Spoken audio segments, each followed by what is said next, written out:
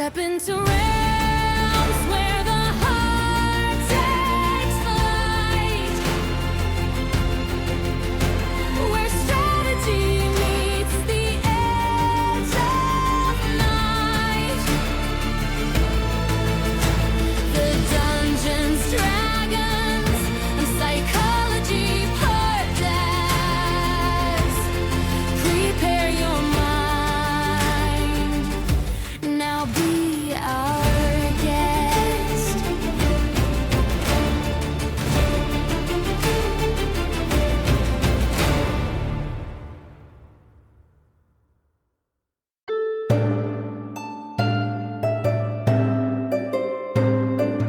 Just like at work, a problem player is much like a problem employee, and typically speaking, when there's a problem or a conflict, it comes down to a communication breakdown in some place. Very, very seldomly are you ever going to find a player who just wants to beat a game to destroy it. And it's the same in the workplace. Typically, a problem employee isn't at the workforce to cause problems. They're typically causing problems because either their expectations aren't being met or they're upset about something that usually came from a breakdown in communication earlier on.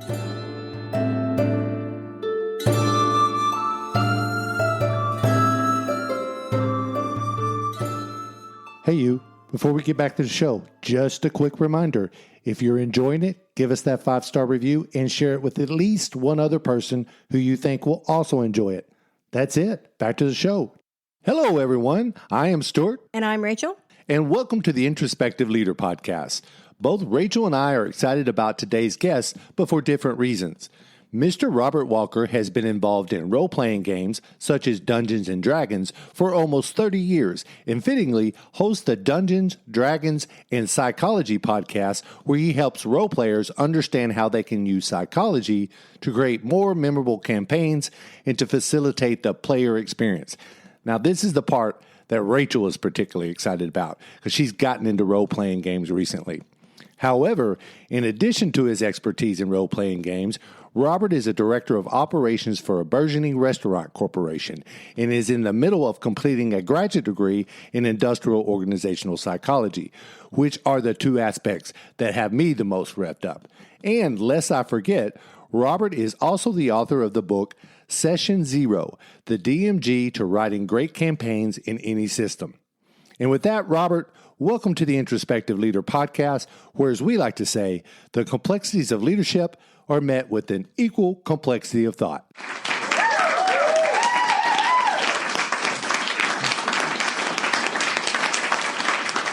Thank you so much for having me.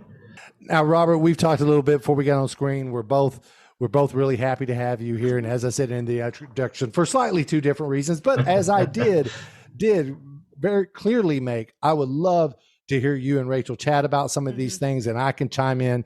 And I really like where we'll get a little bit more deeply into it when we get into the questions, the connection between psychology and role playing. And even I, someone who is about as ignorant as you can get on role playing, can pretty intuitively get how there's such a strong connection there, and how being versed in psychology and understand psychology would make you a better role player. And I think you and Robert are going to tell me also vice versa, right? Role play can help you become more natural in psychology and real life. And I don't know, maybe I'm here to learn. This is going to be a fun one for me. I think it's theoretically safe environments to practice certain interactions. There you go. Cool. Now, before we get into all those fun questions that we got ahead for you, Robert, please take this time to share with our audience anything you would like to share. And if you do not mind, somewhere in there, give a summary explanation of role-playing games for those members of our audience who, like me, are essentially ignorant about them. Absolutely. Well, first of all, thank you so much, Stuart, for having me on today. And role-playing games, for me, are not just a passion. They've been a part of my life for over 25 years, probably close to 30 years now. As far as an explanation of what they are for people who have never been involved with them, really it's just sort of like adult make-believe is probably the best way to explain it. It's exercising those creative and imagination muscles in our brains and having the opportunity to play different characters that are not yourself. So you can see this through Dungeons and Dragons. If you're familiar with Stranger Things, you see them playing on that show quite a bit. And that's a pretty decent representation of what a D&D game might look like. But you can also see sometimes people playing in armor with foam swords, hitting each other in the park. That's a different type of role-playing. That's live-action role-playing where they're actually exercising and doing physical interactions as their characters and having mock combats. And the SCA is kind of a method of role-playing. And it's so many more things even than just that. I mean, it's acting on a stage is role-playing. You're embodying a character. And when you're doing it around a table in a game form, it's very much like improvisation. You're part of a group that is telling a story together, a collaborative story. And there are some rules that you have. There's some guidelines that you can use to follow. There's a whole bunch of different systems like Dungeons and Dragons and Pathfinder, Call of Cthulhu. There's dozens of them out there of like expectations of how the game will run. But really, all you really need is your imagination and your willingness to tell a story with a group of people. All right. Yeah, No, that makes it a less esoteric and daunting for me because, I did have some quasi friends back in high school that did play it and they would go off and do that. And I really didn't do that. But I always got the way they talked about it. And again, this is just me from my teenage perspective, took it so seriously. Yeah. Like I didn't even want to go because I'm not much of a rules guy anyway. I'm like, oh, it's going to be all of this, special things we got to do. And then if I don't get it right, them and their nerdy selves are going to be looking at me and judging me. And, So I admit I really built up this whole, I think almost this hierarchical kind of thing with it in my head. But that was great just to hear you talk about it. It's just like grown up make believe. Yeah, I'm sure there's some rules and guidance and stuff in there, but I really built it up to this. It was like almost like going to the Mormon tabernacle or something. Right? Well, I was gonna say, I think to be fair, there are some D&D players that naked seem like that. Yeah, and that was probably it. Yeah, right. It's always those ones that give other people the impressions of things. Like, oh, I don't know. It's true, and I think in a lot of ways, there's like, especially if you look at media portrayals of nerddom and culture and things like that, they have to take it to the extreme because it makes a good character. You're right. Right. Exactly. And so I think that sometimes there is sort of like a barrier in psychology. We would call it like you might have some implicit biases against that kind of role play or make believe because it might seem silly, and it is silly. Let's be honest. We're pretending we're other characters. We're doing silly voices. We're playing rules with magic. We're not quite at the voice stage yet in my group. That's cool. Not all of us. Not all of us do. I like that though. I was like, okay, cool. I'm sorry, Robert. Go ahead. Not all of us do. I'm one of those who have always gotten very into character, especially when the role playing times come up. So I'll switch, especially if I'm running a game. If I'm a dungeon master and I'm the one who's playing all the other side characters, I want them to sound different. I want them to feel different. I want the experience for my players to be like it is that they're actually experiencing a real story. If everyone sounds the same monotone voice, it's hard to differentiate between, character A and character B. But if you give them different quirks of personality and different voices, it makes that a lot easier. Well, I would think that as close to full immersion you can get into this is going to have a direct correlation of not only how much fun you have, but how much flow comes through it when you're involved in it, right? Absolutely. So if I was going to get involved, I know I would go with the full intent, like I am going to be involved. It's going to come with the different voices. I am going to be my character. I know Rachel was telling me what's the one character that you are? So I'm the cleric of the group. Yeah, but what is his trait? What's his trait? You said she's a giant. And, no, but she's like she's chaotic neutral. Chaotic neutral. I can really relate to that personality because I think it's sort of my natural personality anyway. So that part I really dig, and I would think if you're going to do something like this, you would want to get as close to creating that world as much as you can, because I think I would need to do that to get me out of myself and get myself into my character. Yeah. No, We even in our little, we don't do voices, but we do props for sure. Yeah. And we do music, and we have like a digital map. So yeah, I don't know if you have anything to add to that, Robert. I'm sure you have a lot more experience with that than I do, but We'll be right back. Hey, Cyclithids, if you love the Dungeons, Dragons, and Psychology podcast and want to help keep it alive, there are a ton of ways you can support the show. Join us on Patreon for exclusive content like NPC character sheets, early access to new products, and even first looks at DM's Assistant app. You can also grab gaming-inspired merch on the Etsy shop, Games for Games, or pick up one of my books, The Player's Handbook to Real Life, or Session Zero, the DMG to Writing Great Campaigns in any system. And even if financial support isn't in the cards for you, you can still help by sharing the show, leaving reviews, or introducing new players to our community.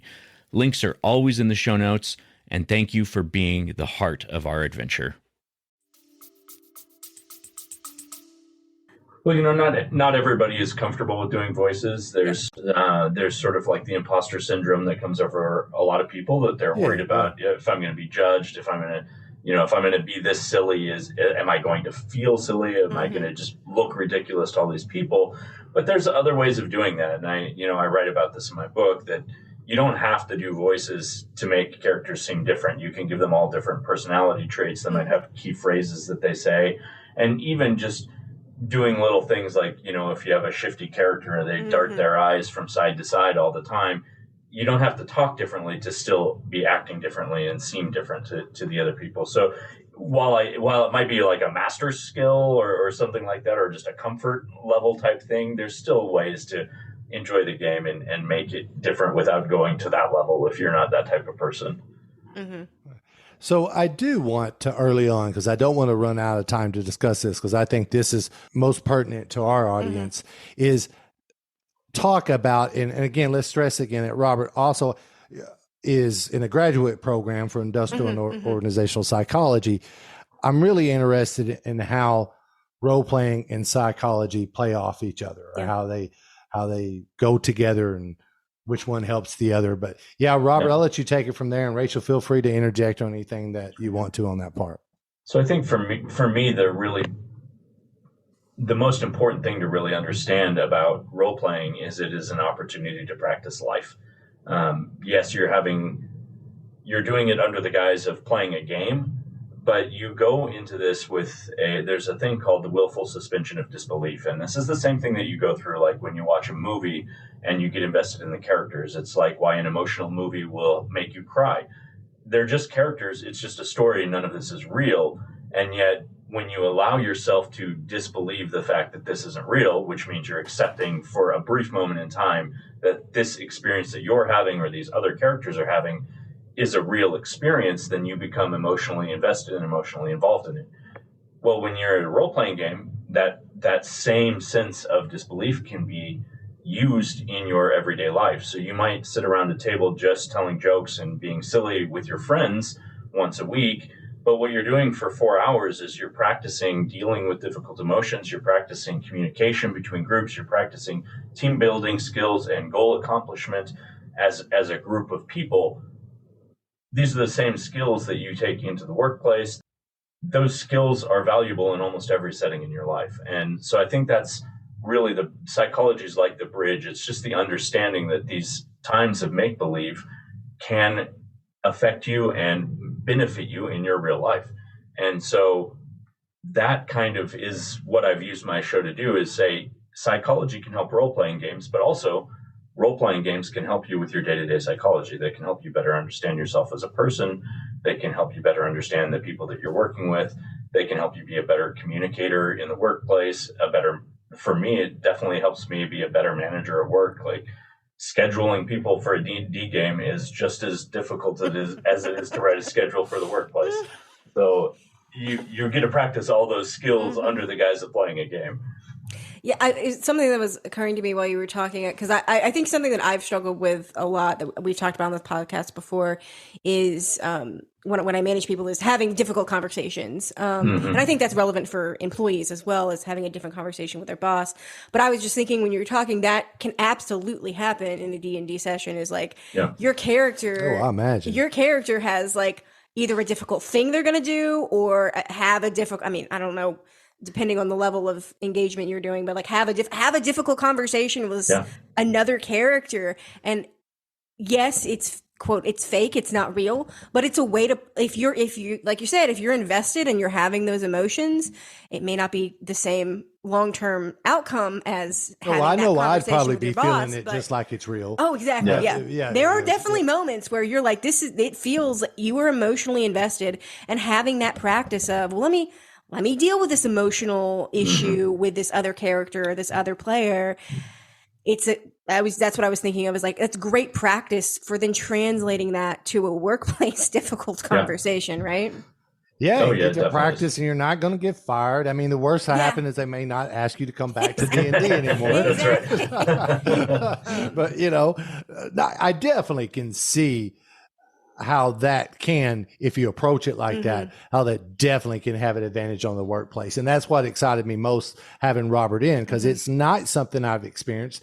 But again, if I did do it, I would use it sort of as a training ground just to sharpen myself up a little bit more. Because, you know, I think I do pretty well at that when I'm on my A game, but that's something you can almost never get enough practice at, right? And I'm sure there would be things revealed to you about yourself that you wouldn't get revealed about yourself or others in any other kind of context. Because just as he said, as you both have been saying, just the pure suspension of belief, and especially if you're sort of existing in that different realm and you are being another character and trying to learn how to think, that to me is the big one.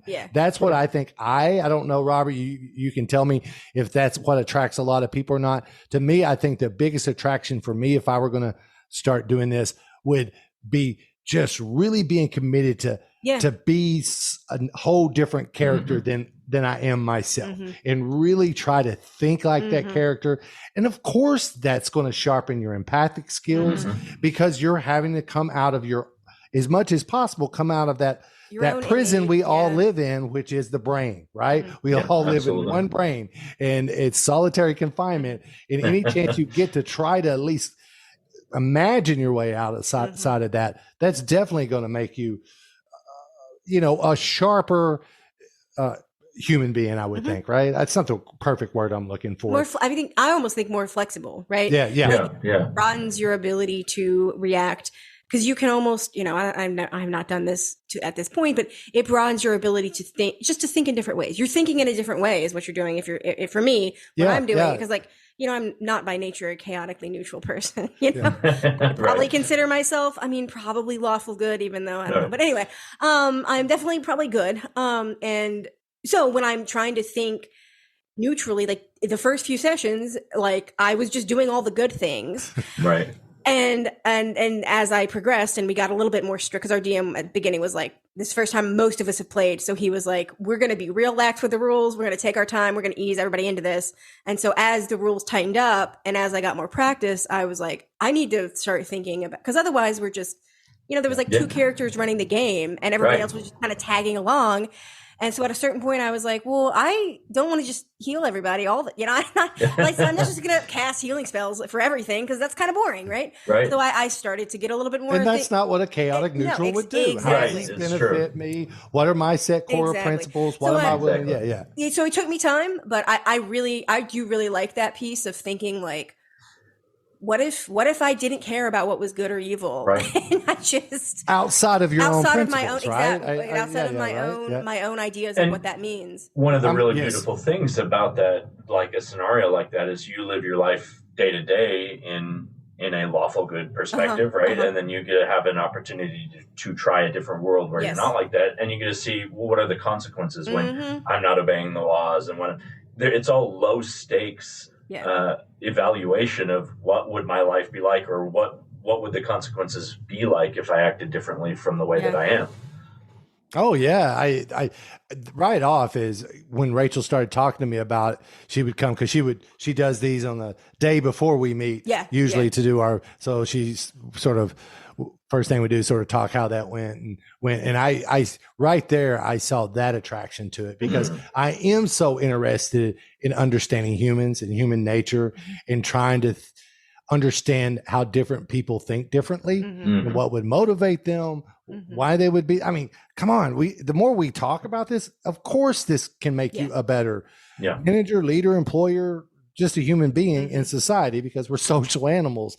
Of course it can if you take that approach towards it. And I don't think that's using the game because it sounds like you need to take that approach to get the most out of the game, right? Yeah. Maybe not do the voices, not do all that stuff. I think that makes sense. No, I think that makes sense. Because it is role playing. Yeah. You're not really role playing if you're not immersing yourself into that different character that is because you could just try to like, well, we're just going to beat the challenges that the DM has created for us super quickly, right? But then that's not like necessarily any game fulfills that, right? Exactly. You don't need to do role playing, right? Sorry, I'm sounding like the big champion for role playing now. No, but it really is Robert, the difference. You're right. You're exactly right. Like a board game or like a card game, all of them are fun. They all have a social aspect. If you're playing with other people, those are all great. But the real beauty of role playing is you have the opportunity to experience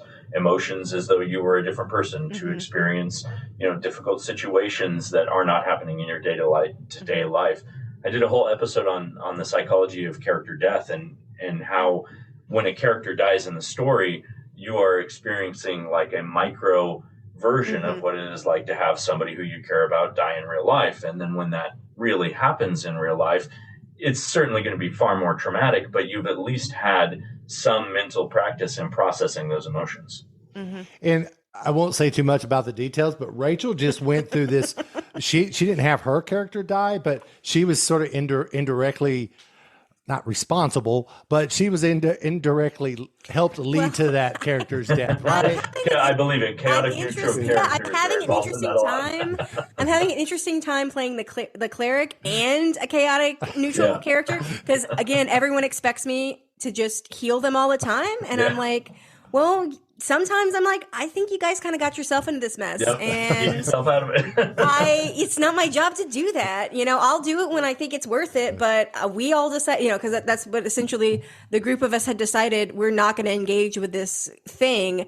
And then one character, she's our like kind of drunk. I think she's like a nymph or I can't remember exactly. I think she's like an elf, half elf or something. She was going to go off and she just nudged while we're all saying we're going to leave this alone. She goes over and pushes the top open. And of course it ends up with her on the verge of death. And I was like, and you only had one healing spell. Yeah, I only had one. I only had one opportunity to heal.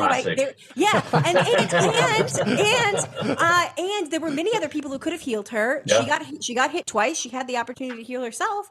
I was like, I think that now not everybody else felt the same way after. Well, there's two things that interested me on this. This is the reason I brought it up when Robert talked about the dying of the character and how that can have such a visceral effect on you, right? Yeah. Well, first of all, how the dynamics of the team just clicked, changed like that, like a snap. Rachel was talking about. And what I thought was also funny, someone else also would not heal her, but this person's character was clearly an evil character, right? And everybody's like, well, of course she's not going to do it. She's chaotic. People. So I took the blame because I'm the healer, and I'm like, excuse me, guys, I don't think this is fair. But Rachel also said she had just really started immersing herself into the role and hadn't really told everybody else that she was trying to really take on the character of this character, and she thinks also that could lead to it. But I thought all that was just like being at work managing 40 people in a health clinic, right? I so got engaged when she was telling me about that. But do you have anything to add on that part, Robert? Just briefly to close that, like when we were talking about the emotional intensity that can happen, like our DM at a certain point was like, because again, this is the first time this is really most of us are playing. Our GM at a certain point was like, we're gonna take a pause because I'm afraid this is starting to interfere with y'all's actual friendship dynamic. So we're gonna take a pause and regroup next time and sort of go from there. So it was because he was very much like, I'm not sure what to do with this. Obviously, this is not what I thought was going to happen. I was curious if you have any thoughts about that, like the balance between, because I do think some people, and I'm not even excluding myself from this, some people might struggle with separating, because we spent the first part kind of talking about immersing yourself in the game. But there is an important piece to remember that it is a game, and I think some people might struggle with that. I don't know if you have any thoughts. Yeah, so I mean, that has kind of been one of the criticisms of D&D kind of since the late 70s, when it really started coming into mainstream attention, is the concept of is it just an escapism? And I think you're right. For some people, certain people can use it as an escapism, where they invest so much time, so much energy into their characters that they sort of just become overly invested in them. And I think that's the other side of that coin with the willful suspension of disbelief. You have to also remember that at the end of the game, or at the end of whatever session or scenario you're playing, you do need to resume your disbelief. Like, you need to go back to that point where you realize, okay, that was just a story. These are my friends around the table. I'm not really mad at that person. I'm mad at what their character was doing, and be able to separate those two. It is something that I think occasionally happens, but I'm in 25 years of playing, I've never had an experience that has been that I would consider it was unhealthy for more than a moment or two, before people are reminded, hey, it's just a game. We're all friends here. And that usually brings people back to the center. But what you tend to find in moments like that, where you are overly immersed, is because they're having a real emotional experience. They're having a real connection to the story that's taking place. And so, you can get wrapped up in that. Like, just if you watch a movie and you get really involved in the characters and you start to cry, I've had people cry at my role-playing games as well. I remember one very clearly that, myself was running the game, and there was a tragic character death that was more of like a sacrificing your own life so that the rest of the group would survive. And I look up at the table, and there's three men between the ages of 30 and 45, and they all have tears in their eyes crying over this shared emotional experience. And now, 15 years after that, we all look back at it as like one of our fondest group memories, that we had this sort of shared delusion of this sad moment that we all had bonded over. Yeah, I just would be repeating myself, but I just find that so appealing, that part of it. Again, just even the practice of getting very deep in and then pulling yourself back out. That's a skill in itself. That goes that flexibility and adaptability you were talking about. And obviously, work is real life, but it is so important at the end of the day to be able to go home and unplug a little bit. It's like so important to be able to, not completely, because that is real life, not completely dissociate from it, but say, all right, I'm letting this go, and I will re-engage tomorrow morning. And I think D&D can teach you some of that skills of, all right, I've been emotional about this. What do I need to do to manage this emotion and re-enter the world? I think the same thing can happen when you're... And I think it's very similar to the idea of, leaving your emotions at the door when you go into work, or the fact that, there's things like put on your customer service voice. It's all playing a role. Yeah, they're all avatars. They're all avatars, man. Absolutely. There's just different versions of yourself, And so the more practice you have at doing that in different scenarios for different reasons, just the better you are at it. Yeah. Hey, I since we're on this vein, I know I heard you mention about one of the readings I did on you. You were talking about problem players and how DMs can manage problem players. So I would like to hear you talk about that a little bit, because again, just dealing with problem players, problem employees, problem people, you can always take it from everywhere, techniques to do that. And I just find it interesting too, of how often that happens, what kind of problem, when we say a problem player, what are we talking about, and what would be the DM's role? Because it sounds like the DM's not supposed to be this real super authoritative figure. They're just supposed to be there to help the game go along. So, well, kind of like they're managing the game. Yeah, there you go. Yeah, I mean, really, that is the role of the DM at the table is the role of the manager. They are the ones who have decided what the story is that everybody's going to follow. They decide what checks are required, what sort of elements and tools are going to be used to move the story along. So they really are kind of playing the role of the team manager in that perspective. And just like at work, a problem player is much like a problem employee. And typically speaking, when there's a problem or a conflict, it comes down to a communication breakdown in some place. Either the what they were expecting to get out of the game was not clearly stated at the beginning, so that they played in a different way, more towards what they were hoping for, and that communication never took place. So it would be similar to being at work, where job duties or expectations of an employee were not clearly stated, so that they were not following through with those, or they were just doing their own thing. And those sorts of problems are the biggest ones that you're going to run across. Very, very seldomly are you ever going to find a player who just wants to beat a game to destroy it. Typically, they go spend 4 to 6 hours of their time doing this hobby because it's something that they enjoy, and they're looking to get something out of it. Other than, they're not there to piss everybody off. If you destroy the game too quickly, then it's over. You can't engage with it that way. And it's the same in the workplace. Typically, a problem employee isn't at the workforce to cause problems. They're typically causing problems because either their expectations aren't being met, or they're upset about something that usually came from a breakdown in communication earlier on. And so the best way to manage those is the way it should have been handled in the first place, which was open and honest communication, finding out what the expectations they wanted in the game should have been from the get-go, and finding if there's a way to incorporate what it was that they were looking for in the first place back into the game, so that they don't feel like they have to act out seeking whatever it was they were trying to get out of it, and going about it in a way that breaks the story that was trying to be told. I think you really hit something key on, and I don't think I've said it a lot or even consciously thought about it as a manager. And as I told you before we hit record on this, Robert, I've been managing now for almost 30 years.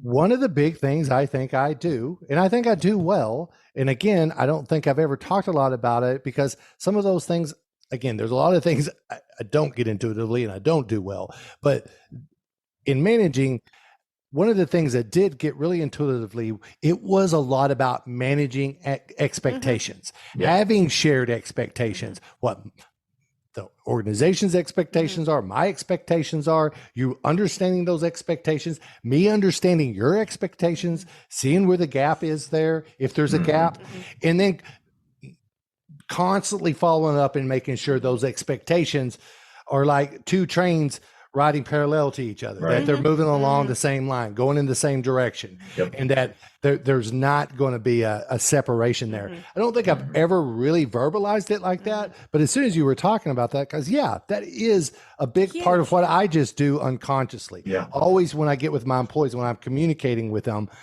a lot of what I was doing unconsciously was what's going on with them, are what I'm expecting still aligning with what they're expecting? Are we on the same track? It seems like we are good to go. Okay. Yeah. And Dungeons and Dragons has, especially in recent years, come up with a tool that they call Session Zero, which is also the title of my book. But Session Zero in D&D is a session where you're typically not playing your characters, but what you're doing is you're sitting around the table as a group, and you are explaining the DM's expectations, you're identifying the player expectations, you're talking about what they are or are not comfortable about having as elements in their game. Like, are they okay with having, murder in the game? Are they okay with having scenes with sexual encounters in the game? So you're really setting the tone by having a conversation about what all those expectations are. And I think in the workplace that works the same way as like a employee orientation or even the interview process. It's very, very similar in both regards. Yeah, or just that first set down between manager and employee, Mm-hmm. Yep. and then manager, employee, and team. You're constantly having those session zeros, right? Yep.